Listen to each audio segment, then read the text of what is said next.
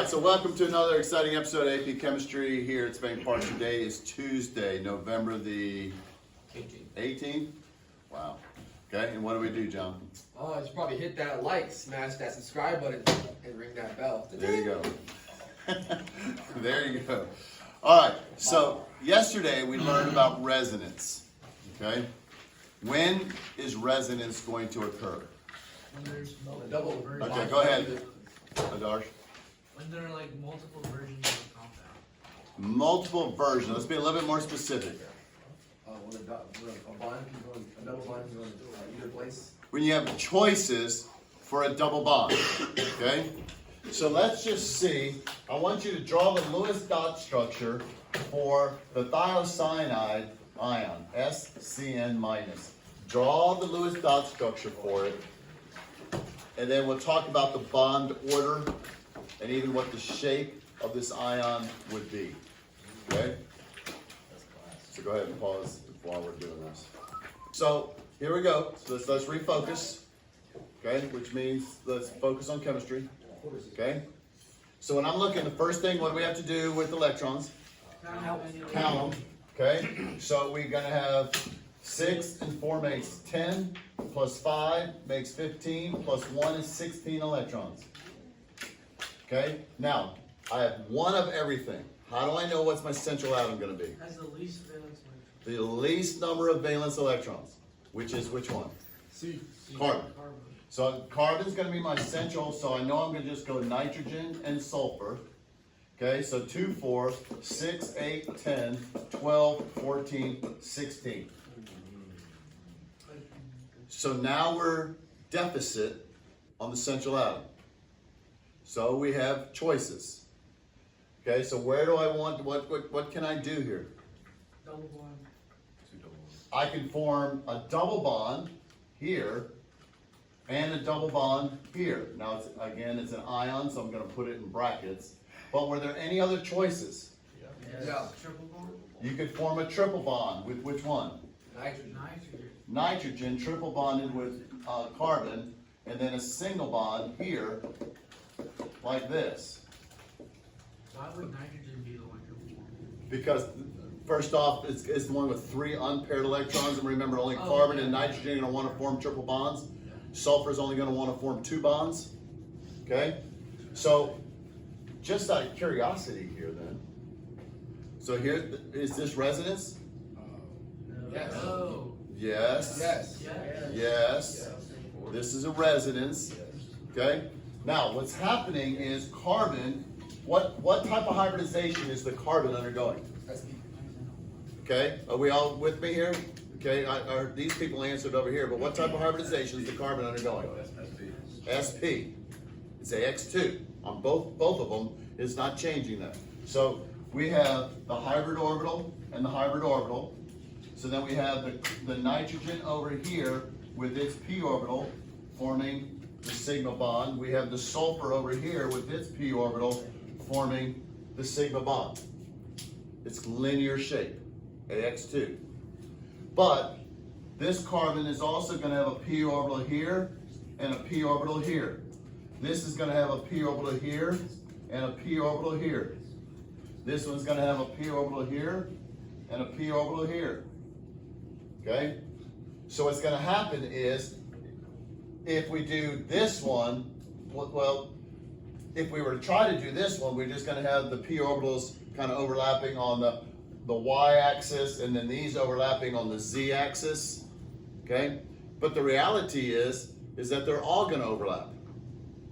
Since they're all on the same axes, you're going to have a multiple overlap of all those p orbitals, so you're going to get this big pi bond. So what's the bond order you think between the sulfur and the carbon going to be? 2. If resonance is occurring. 1.5. What's the difference here? If we compare these two right here, one's a double bond, one's a single bond, but if it's resonance, it's going to be a combination of that. 1.5. And then this to here, it's going to be 2.5. Wait. So bond order is like what you get in resonance, but like divided by how many times? Yeah. So basically, I mean, but to me, I just look at it, it's somewhere between a double bond and a triple bond. And it's only two spots, it's only two possibilities, so it's 2.5. But you could think of it as 5 bonds in 2 places. Yeah. 2.5.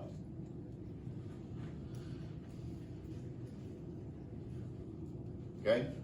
So you can have resonance, kind of, that's a more complicated resonance thing. All right. Got one more concept that's not in your notes that I needed to talk about. That I just remembered that I needed to talk about.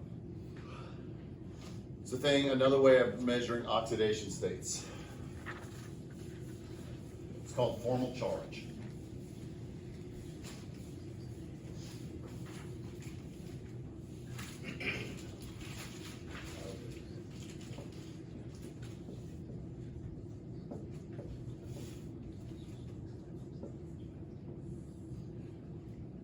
Back in the day, like when Niels Bohr was teaching in college and all that, they had these chalkboards that they could slide up and around and back and forth, and so they could have 3 to 4 levels of chalkboard so they wouldn't have to erase. I need that right now. I need to be able to just slide this up and just be able to have a fresh whiteboard to write on.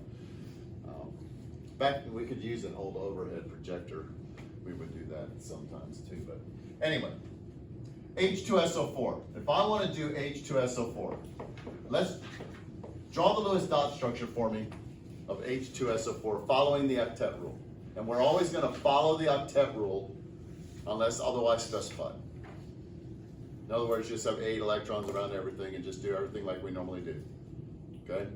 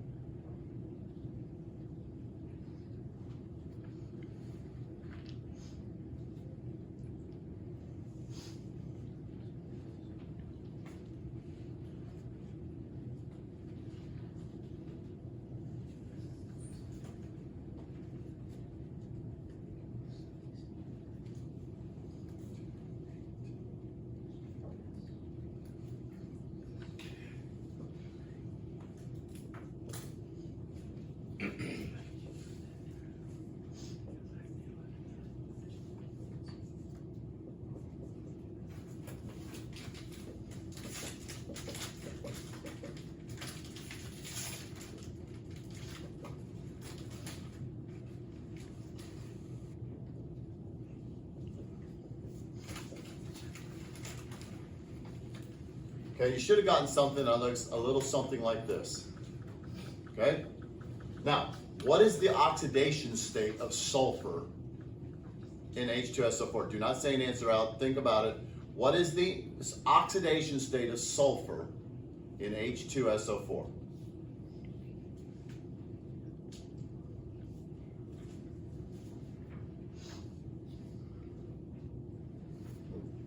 Should not take you very long to get that answer. What do we know the sum of the oxidation numbers have to add up to? 0, so it's a compound. If it's an ion, it adds up to the charge on the ion. Okay, what do we know oxygen always is? -2. You got 4 of them, so the total negative is? -8. Okay, hydrogen is always? +1 for a total of +2. Now the oxidation state of oxygen is not -8, it's -2. The oxidation state of hydrogen is +1, not +2. Okay? It's always per individual atom, not the total charge. So what's the oxidation state of sulfur then? +6. That's telling me that 6 of sulfur's electrons are involved in bonding. So if I wanted to do this in terms of attracting sulfur's electrons, it's going to be like this, and I would put the oxygen with its 6 electrons right here, put the hydrogen here, put oxygen. Again, remember, it doesn't matter where you and put the hydrogen here. And then I do the 2 coordinate covalent bonds to where oxygen rearranges its electrons and uses the pair like this. Now, that's kind of just trying to keep track of where the electrons come from. We don't need to do that when we do our Lewis dot structure because electrons are electrons. This bond and that bond are identical in strength, characteristic, everything. But if we want to just kind of keep track of whose electrons are going where, we can see that 2, 4, 5, 6 of sulfur's electrons are involved in bonding. That's what the +6 means for the oxidation state. It did not lose 6 electrons. But it is a little bit deceiving, it's a little bit misleading in that you think that sulfur's lost 6 electrons by saying it's +6. The reality, that's just how many electrons are involved in bonding. Formal charge is another way of looking at how are the electrons distributed. And it's a way of rewriting our Lewis dot structures in a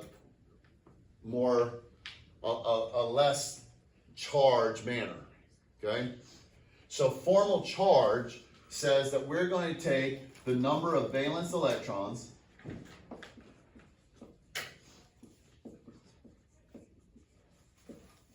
minus 1/2 the bonding electrons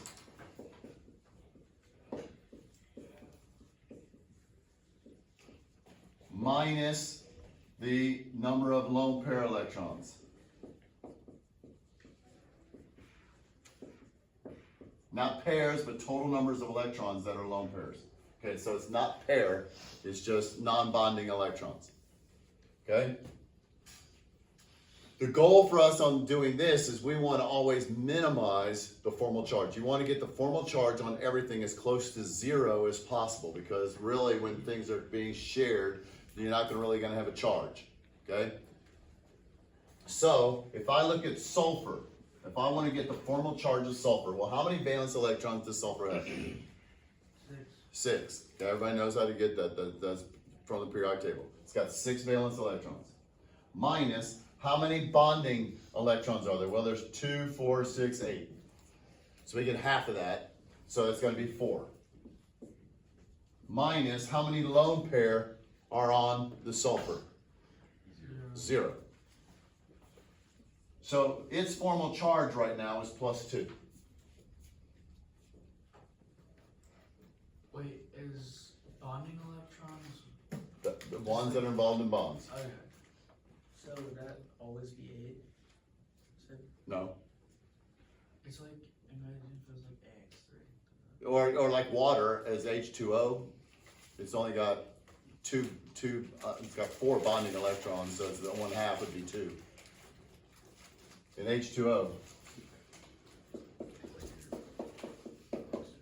Oxygen would be 6 minus 1/2 of 4 minus 4. Right? Okay? So, continue on just with this one. Okay? Now we have 2 different oxygens. Okay? Well, we can do the hydrogen. Hydrogen is really never going to be an issue. You have 1 minus 1/2 of 2 minus 1 minus 0 is going to equal 0, which is good. We want everything to be 0 if possible. Okay? But now we got 2 different oxygens. The ones that are not bonding with hydrogen and the ones that are bonding with hydrogen. Okay, so they're going to be different.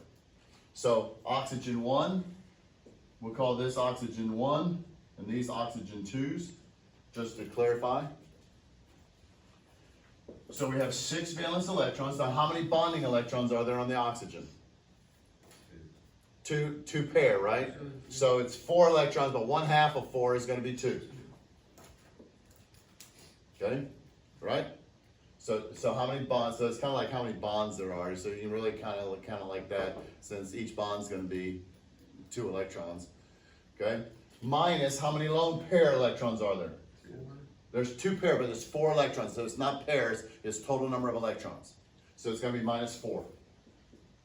So what's that going to equal? 0.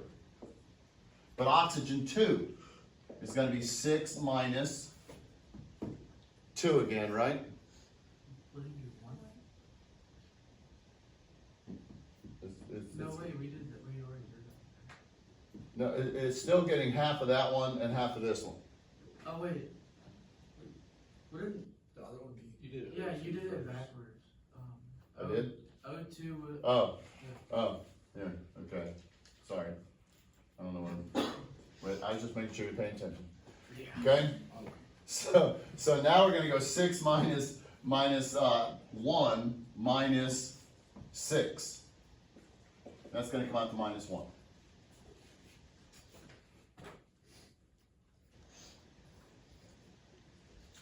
Six valence electrons minus 1/2 of 2, which is 1, minus the total number of lone pair is 6. Okay? So that means the formal charge is -1. Well, we have a +2 and we have 2 -1s. Okay, because we have 2 of these and we have 2 of those. Okay? So we have 2 -1s and a +2. Well, we want to minimize the formal charge. Well, to minimize the formal charge, you're going to take share electrons from the negative with the positive. Because if you're putting negative with the positive, you're taking negative away from the negative and you're putting negative with the positive. In other words, we're going to say, okay, well, I need to share and make a double bond there and make a double bond there. Ooh, it's an expanded octet. Well, we don't care. We're not following the octet rule anymore. When you go to formal charge, you just minimize the formal charge. So now if I want to do my formal charge of sulfur, it's going to be 6 minus what? 2, 4, 6, 8, 10, 12 minus 6. How many lone pairs still? 0. So now the formal charge is 0. The oxygen down here, the one that we formed the double bond, which was this one, okay, it is now 6 minus 2 minus 4, which equals 0. So we've minimized the formal charge. So according to formal charge, this is a better Lewis dot structure than the way we originally drew it.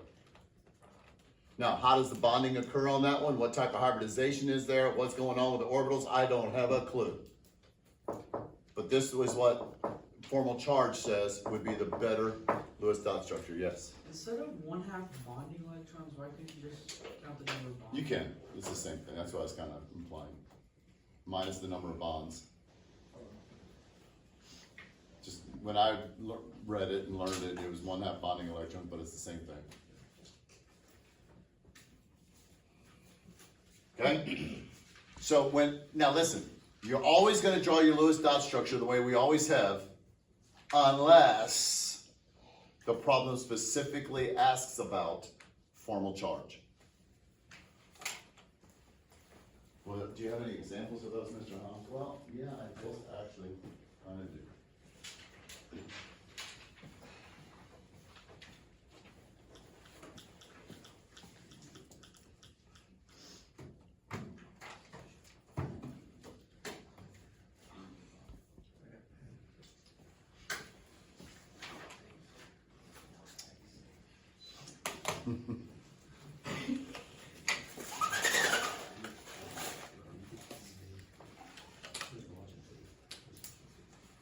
Pause the camera. Going out there. Onto the World Wide Web. Yes. In case other people disagree with me. Okay. Little tidbit. Classic graph right here. Okay? This is talking about the internuclear distance between two bonding atoms. Simple graph. As here's one nucleus of an atom, and here's another atom approaching it as they're starting to bond. Okay? There's 0 attraction, 0 repulsion, 0 attraction, 0 repulsion. But now this electron starts getting attracted to that nucleus. And so they start coming in here. At the bottom of the well is when you have the maximum attraction, the lowest potential energy, most stable state. And then here, the nuclei start getting too close and they start repelling, and they start having a negative force or a positive potential energy, meaning they're repelling and it's not good. The bond length is always going to be at the bottom of this well. The deeper the well is, the stronger the bond. So a triple bond is going to have a deeper well than a double bond. It's going to have a deeper well than a single bond. Generally speaking, a triple bond is going to be closer than a double bond, but then you have to kind of look and compare, are you comparing hydrogen with iodine? Well, hydrogen is going to be way smaller, and so it's going to be closer, Even if you had a double or triple iodine, it's not gonna form a double or triple bond, but, okay? So this is just happened to be on this this problem sheet that I'm giving you, but this is a graph you should be prepared. This is super easy. The bond length is gonna be from the bottom of the well, so it'd be 200.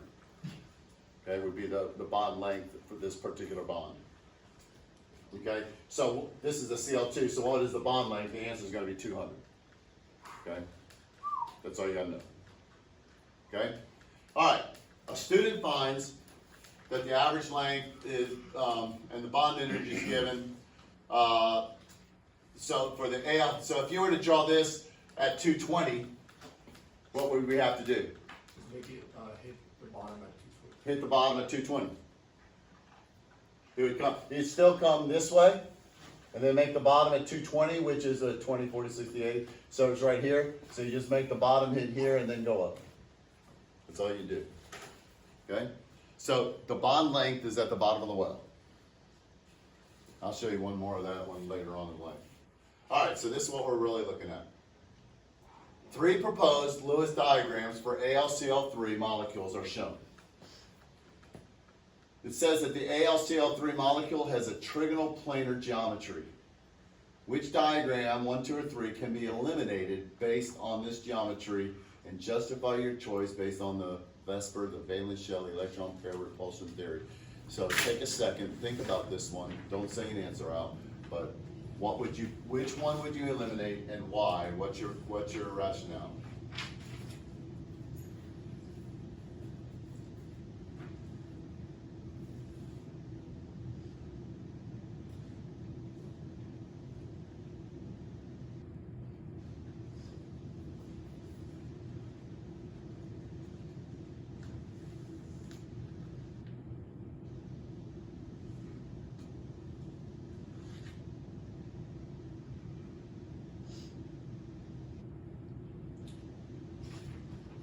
Show me, I was going to say, give me a finger.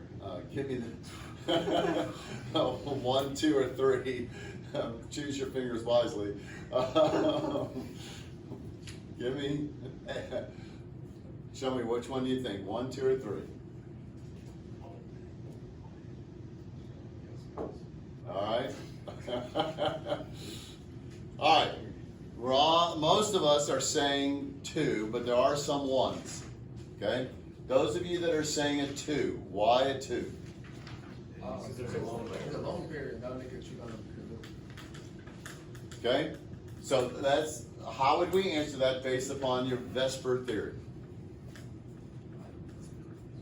Valence-Shelley electron pair repulsion theory. That's what we're using to determine the shapes. Go ahead. Lone pair electron, or like lone pairs affect the shape of a. Okay? So, the long period would, Go ahead, Darsh. You guys are all, it is 2, okay? But your answers aren't good yet. Your justifications. Is it like the one pair affects like where the electrons are pulled to? Okay? But you're just focusing on the lone pair. like the bonding. Well, remember we talked yesterday about electron pair domains. Electron pair domains. Places where the electrons hang out. That changes the shape. So you're all right. So how many electron pair domains are there in diagram 1? How many different places are there electrons? 3. 1, 2, 3. How many electron pair domains are there in this one? 4. 1, 2, 3, 4. The lone pair occupies a space. So 4 electron pairs are going to arrange themselves differently. And so you guys said that it's going to be, this shape is going to end up being trigonal pyramidal, whereas this one is trigonal planar due to the presence of the extra lone pair or the extra pair of electrons. Okay? How many electron pair domains are there in this one? 3 again. The double bond still counts as 1 electron pair domain. So my answer would be, diagram 2 would be eliminated because it has 4 electron pair domains, causing the shape to be trigonal pyramidal, whereas diagrams 1 and 3 only have 3 electron pair domains, which could be trigonal planar in shape. 3 electron pair domains versus 4. 1 and 3 both have 3 electron pair domains, which would allow them to be trigonal planar, versus diagram 2 has 4 electron pair domains. That's a phrase you have to start using in terms of shapes. Electron pair domains. That's going to be a difference in shapes due to differing numbers of electron pair domains. Okay? Does everybody understand what I say, what I mean when I say electron pair domains? It's fancy. I just don't know a better way of saying it. Places where the electrons are, where they're hanging out, where they're shared between 2 atoms. All right. Oh wait, there's more. Okay. So which of the 3 diagrams is the best representation for the bonding? Justify your choice based on formal charges. Okay. This is 2023, so this is not too long ago. Okay, so come back to this and look at formal charges. Which one, now you can already eliminate 2, so you only have to look at diagrams 1 and 3. Okay, because 2 is impossible. There's too many electrons in 2 anyway. If you're to count electrons, diagram 2 has too many electrons.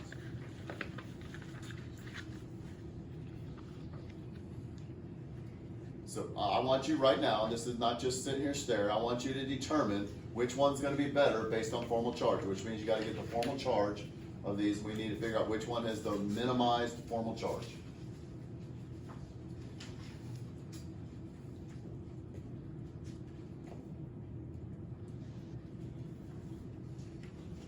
You can pause while we're looking. Okay, is there a clear-cut winner? Yeah. 1 or 3? 1. 1. Okay. So let's talk about it. Let's do our. Okay. So the aluminum's formal charge here is going to be what? How do we get it? The number of valence electrons. 3 minus 3 minus 0 equals 0. We like that. Chlorine is 7 minus 1, not 3.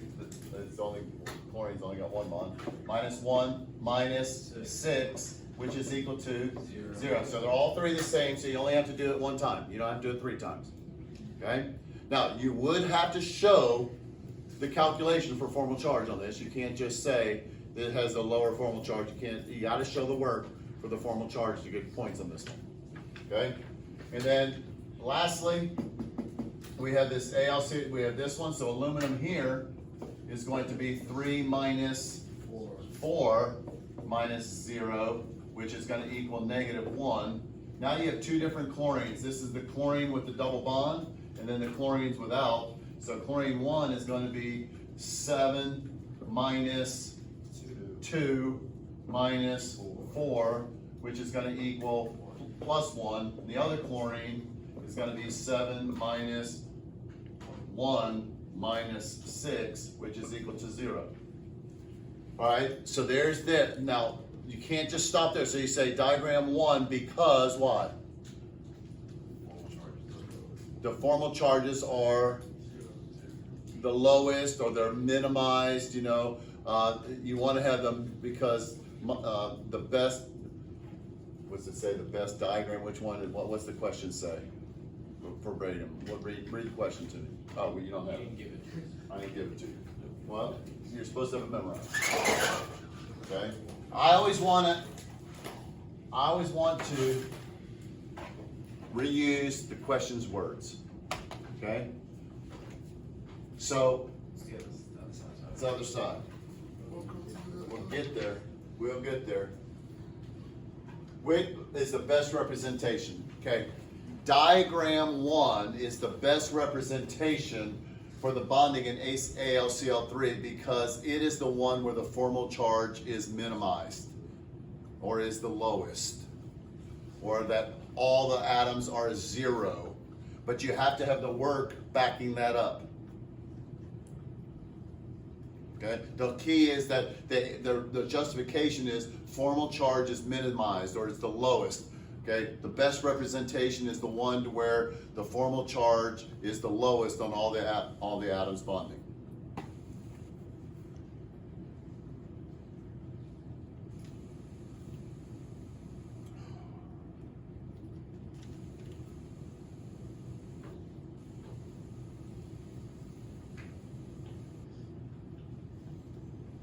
The formal charge is the lowest. The best representation where the formal charge is the lowest on all the atoms.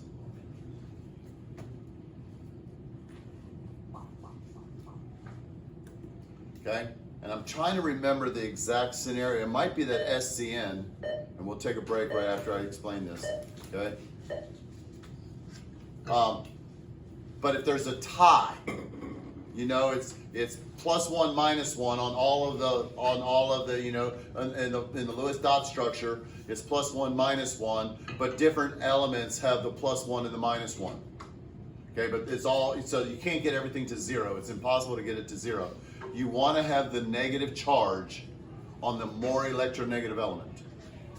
The negative charge is always, if you can't get them all to 0, the negative charge should be on the more electronegative element. And we just know phone call from that. Okay? And maybe during the break, I'm going to try and see which one can find that question. Okay?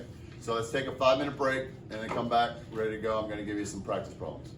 All right, so we're going to talk about the properties of these covalent substances in a second. But I want us to look at number 4 on the back of that packet, on page 2 of that packet.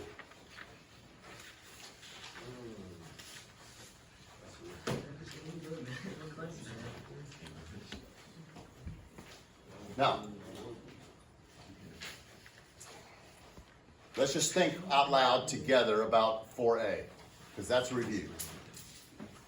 At ordinary conditions, HF, normal boiling point 20, is a liquid, where HCl is a normal boiling point of negative 114 is a gas. What does boiling point tell us? Okay, what did he scream out over here? IMFs. So which one's got stronger IMFs? HF. What type of, so they're both covalent compounds, right? What's the difference then? HCl has hydrogen bonds. HCl does? Wait, no. Yeah, HF has hydrogen bonds. Again, we don't just say HF has hydrogen bonds. It can form hydrogen bonds between its molecules, which are, along with, if it has hydrogen bonding between molecules, what else does it have? Dipole, dipole, and, okay? So, although both molecules are polar and contain London dispersion forces, LDFs, and dipole-dipole, HF also has the ability to form hydrogen bond. And y'all, here's kind of a new thing too, kind of something I was picked up at even at this workshop. Okay, rather than just saying can form hydrogen bonds between molecules, can form hydrogen bond attractions, because they don't like you to call it a bond. Okay, so it can form hydrogen bond attractions between these molecules, which are stronger, causing it to have a higher boiling point, requiring more energy to break the molecules apart from one another, giving it a higher boiling point. Okay, that's just flashback to the past. Now, take a second, a few minutes, and look at B and C. And I recommend on both you draw Lewis dot structures to try and help you figure out the answer. Okay?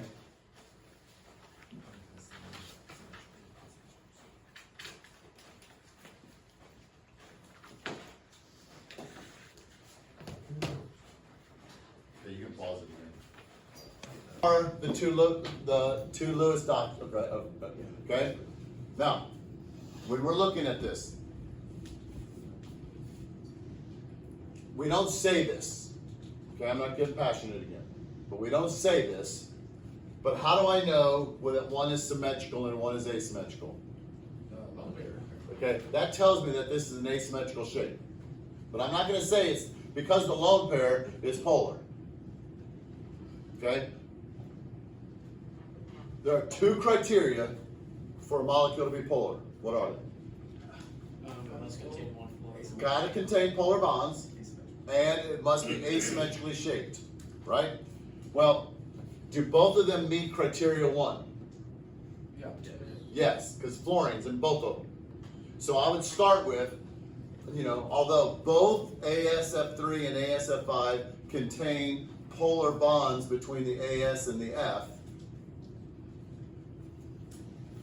the asymmetrical pyramidal, and you can say trigonal pyramidal or pyramidal, I would just say pyramidal just because I wouldn't write it all out.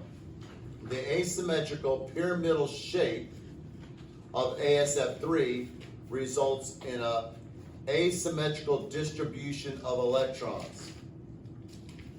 An asymmetrical distribution of electrons causing it to be polar. Now you can't just stop there because you got to mention both of them.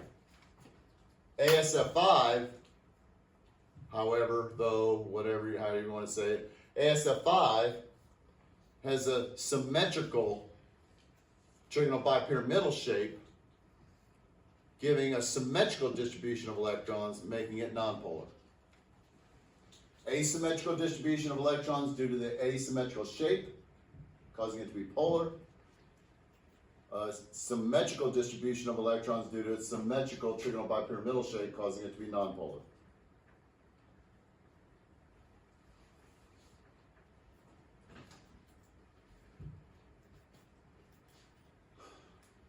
AP loves for polar, asymmetrical distribution of electrons due to an asymmetrical shape. Now,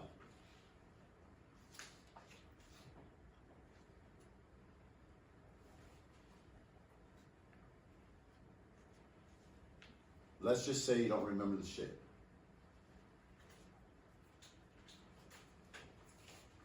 It's got 4 electron pair domains. Okay? 4 electron pair domains with a lone pair, which causes its shape to be asymmetrical, resulting in an asymmetrical distribution of electrons. Okay? Versus 5 electron pair domains that have no lone pairs, giving it a symmetrical shape and a symmetrical distribution of electrons.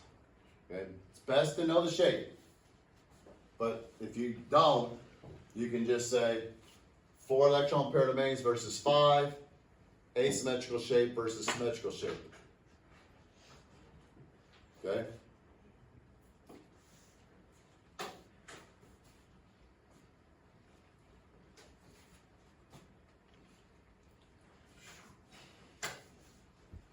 Does that make sense? Okay. Key phrases, what I want you to learn how to use for when we're talking about why is something polar. It's the result of an asymmetrical distribution of electrons. Molecules are polar as the result of an asymmetrical distribution of electrons, which is due to, contains polar bonds and an asymmetrical shape. Now, again, even though we don't put this in our answer, we never put this in our answer, I can look at this and know that that's an asymmetrical shape because it's got that lone pair. Now, C. What does the fact that the bonds are equal in length tell you about the 2 bonds? The same bond order. They're going to be the same. As written, is the top one the same? No. Would they have the same bond order? No. Here, would this have the same bond order? As written. Yes. Yes. How? How is it yes? Oh, no, we're saying it's like 1.5 each. I know, but I'm saying as written. No. No, it would be a double bond and a single bond, right? Bond order of 2, bond order of 1. But because when you went to draw it, you had a choice. You could put the double bond here too. Could you have not? So what does that mean it has? Resonance. That's kind of a key right here for resonance. So I purposely didn't draw it, but we can have just as equally, we could put that there. Okay? Does this one have the potential for resonance? No. Because of the presence of the hydrogen on there, you can't put the double bond there. Okay? So, NO2 minus ion, the bonds are equal in length because NO2 minus exhibits resonance, where both, and I would draw this as part of my answer, where both bonds between the nitrogen and oxygen are equal in, and I wouldn't even say a 1.5, I would say are equal in strength and character. Where the key is using the word resonance. Whereas in HNO2, resonance is not possible, so there is a single bond between nitrogen and oxygen and a double bond, which would have different lengths.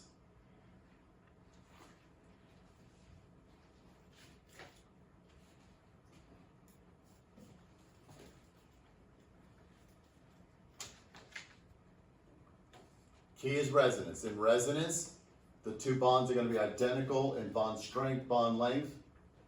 Because of resonance, the two bonds between the nitrogen and oxygen would be equal in strength and length. You don't need to say it's a bond order of 1.5. Just, I mean, they wouldn't be wrong, but just say it's not asking about bond order, it's asking about length. Because of resonance, they're going to be equal in bond strength and bond length. And have my two drawings drawn. Whereas in HNO2, resonance is not possible, resulting in there being a single bond and a double bond between the nitrogen and the oxygens, as you know your Lewis dot structure shows.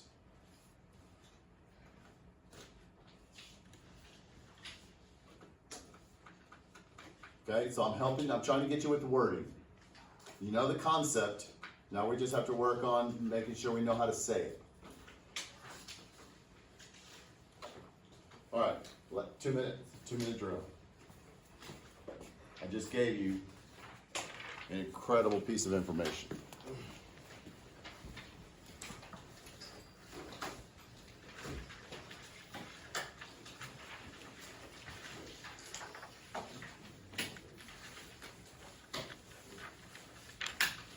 We've already talked a lot about these things.